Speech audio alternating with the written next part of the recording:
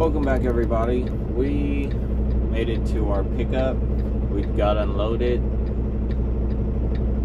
about 30-40 minutes ago. I still gotta go and check in. It is 11:37. My load technically isn't due for pickup until 1.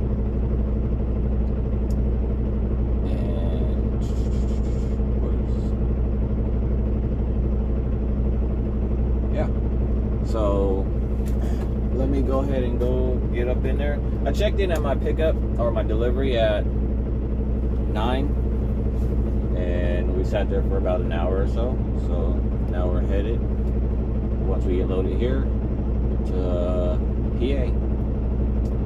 I just had to bring this up. Why is it that drivers think, okay, there's a yard, not a big deal. Yard, lot, whatever you want to call it. You pull in, and then you just stop in the middle of it. There are spaces that are open. This driver came all the way around to straighten out and do a straight back. That truck's just sitting there. Most likely he went to go check in. Okay, that truck right there in front of him is sitting where we go from here to the docks. My question is, what's wrong with backing up into a open space in a parking spot to go check in? Why do you block everything? Because in all reality, if they're not going to put you in the door right away, which they're not, you still have to move the damn truck anyways when you get back to it and park it. I don't know. Yeah, I don't know. I just think that's irritating, frustrating. And like, granted, even right there where that day cab is,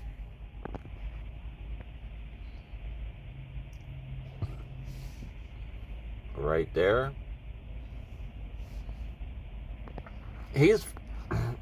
I give him credit. He's at least out of the way. Anybody could back up into the doors. Anybody could turn around, do whatever. He's out of the way. But that guy that all of a sudden decides to move, yeah, I don't know what's wrong with people.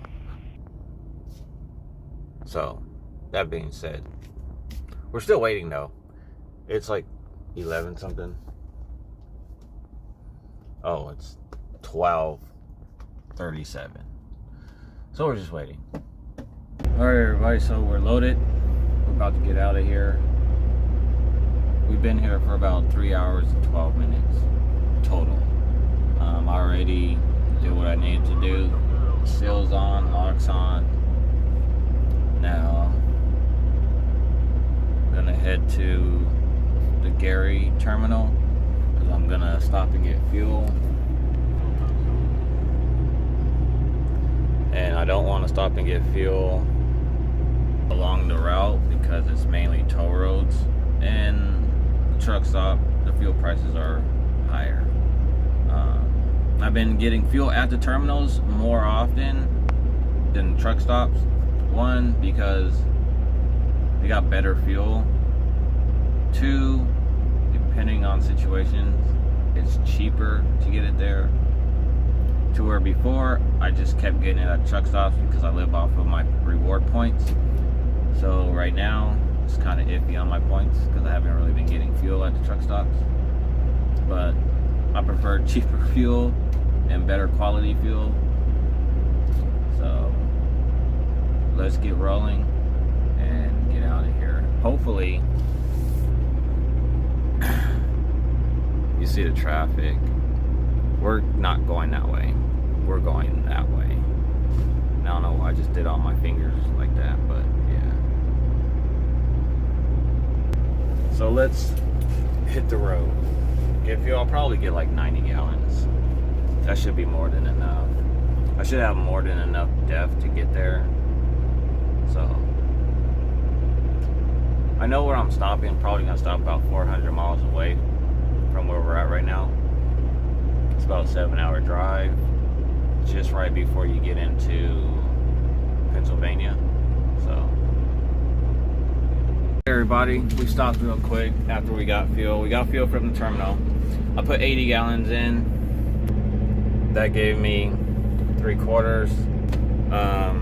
Then we stopped and scaled out. So that was our weight. That was in the 8th hole. I ended up sliding it back 2 more, so it's in the 10th hole now.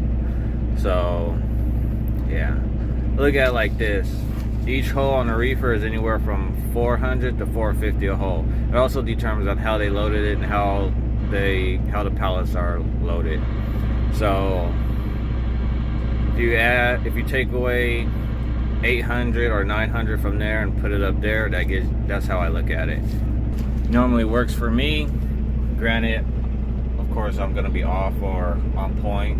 Like I said, it all depends on how they load it. I got 6 hours and 17 minutes until I have to take a break, and I'm about 5 to 6 hours away from where I'm gonna stop and shut down for the night.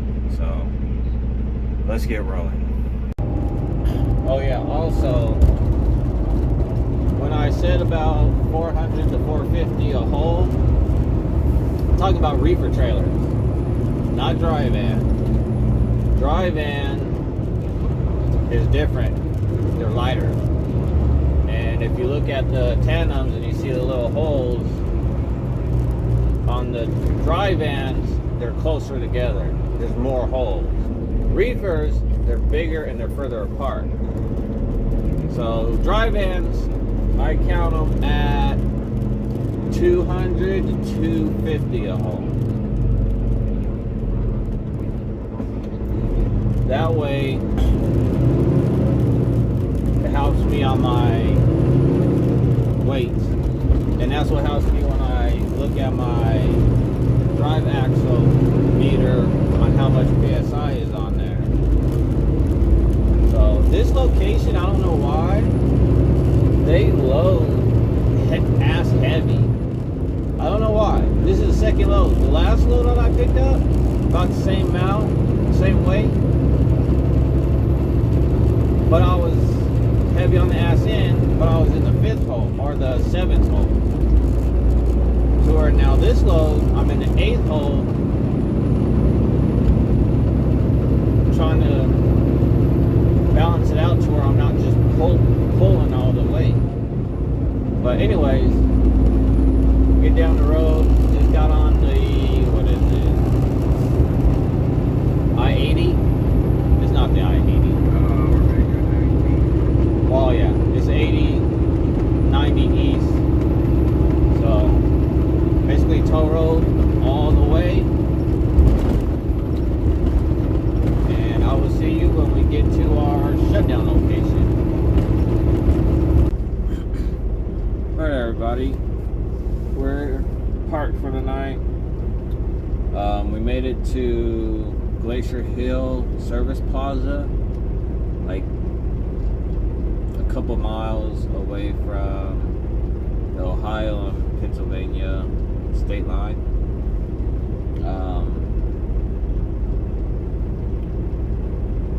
Yeah, we just shut down here. I stopped here last week, basically the same day last week, and it was like 2 rows further towards the back where I'm at right now.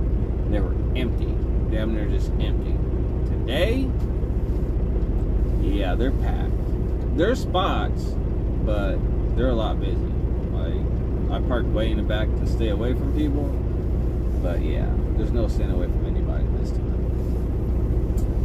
But other than that, we're still about, what was it, like 280 miles out. So give or take 5-6 hours. It is 12:15 my time.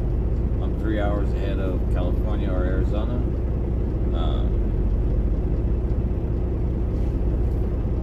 All I gotta do now is hope and pray tomorrow they give me a load that I can either pick up tomorrow or that I could pick up the following day, which is Saturday morning. probably take me anywhere from 5 to 6 hours to get to my delivery. But other than that, really nothing else to say or do. So I'm gonna go back there. I already did the post trip, walked around, checked what I could check, somewhat straightened up the truck, cleaned the floors.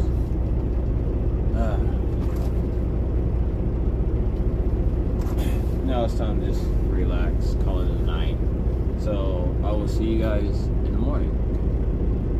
Morning, everybody. It is 11:18, and we're about to take off. It was a long freaking night.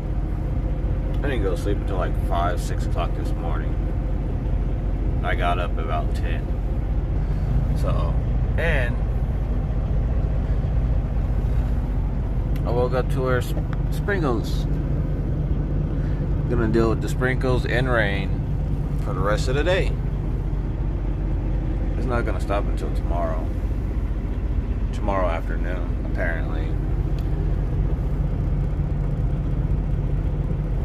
So yeah, we're about, like I said yesterday, we're getting clocking to be there at 3:44. That's just an estimate. I'll probably be there a little bit sooner. Depends on if I have to stop or not, or if there's traffic, blah blah blah. But other than that, let's get down the road and get rolling. All right, we made it to our delivery. It is 5:54. Wasted like a good hour and a half into traffic. There was an Amazon trailer that tipped over, so they closed off the slow lane and caused a big backup. So I went through that, and like I said, it's been raining all day. So I got here before the time I said I was going to be here, which was at 6 o'clock, even though their PTA was having me be here by 4 o'clock, which I could have made it by 4, but delayed. So, yeah, there's really nothing much to see besides a building and that, and yeah. So, right now I'm getting checked, waiting to get out of here. I got an empty, which is a good thing because last time they didn't have any empties. So I do got another load. It does pick up today or tomorrow. It's an hour away from here, and it's going to Illinois. So with that being said, once we get out of here, we're gonna go over there to the terminal, get fuel. As you can see, I'm running low. And then I'm gonna stop by the Lowe's to get DEF. Now, the reason why I'm not getting DEF at the terminal is because you have to write down on a sheet of paper saying how much you got, when you got it, blah, blah, blah, blah, blah, blah. So when they do it that way, they take that amount that they're charging you for the amount of DEF that you got, they take that out of your maintenance account. Now, if you go to a fuel island and you start the pump off your fuel card, then they charge you the normal way.